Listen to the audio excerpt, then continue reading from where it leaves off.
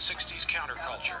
Over more than a quarter of a century, the band that began in the San Francisco Bay Area grew into one of the most popular concert draws in the world.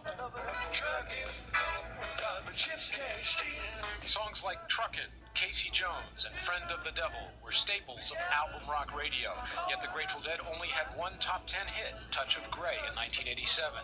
Nonetheless, they became a cultural phenomenon and almost a way of life for their fans, known as Deadheads, some of whom followed them around the country and around the world. Garcia was born Jerome John Garcia in San Francisco in 1942. He dropped out of school at 17 and worked as a salesman and teacher before forming the Warlocks in 1966, changing their name to the Grateful Dead a year later. A veteran of the psychedelic 60s, Garcia battled drug addiction and later poor health, including diabetes, which culminated in a diabetic coma in 1986. After exhaustion sent him to the hospital in 1991, he stopped smoking and shed some weight with a personal trainer. I really don't care whether people judge me one way or another. If they want to, fine. If not, great. I don't feel like I'm a personality, you know what I mean?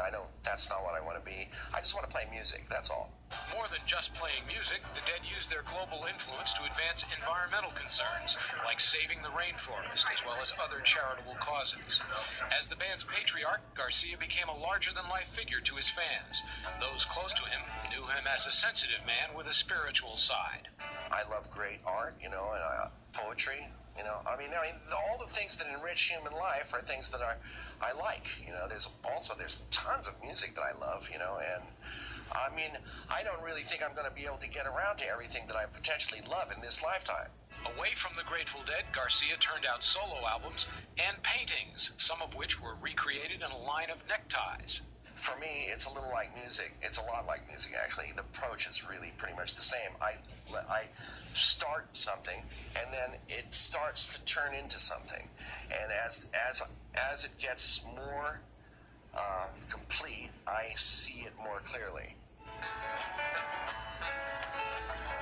On stage, where the Grateful Dead launched extended jams, Garcia's guitar solos sent Deadheads into ecstatic dances and trances. Garcia remained humble.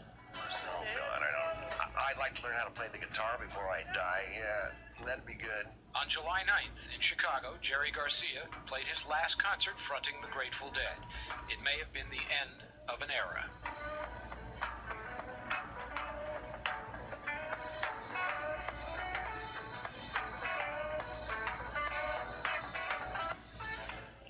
Jerry Garcia died of an apparent heart attack at age 53.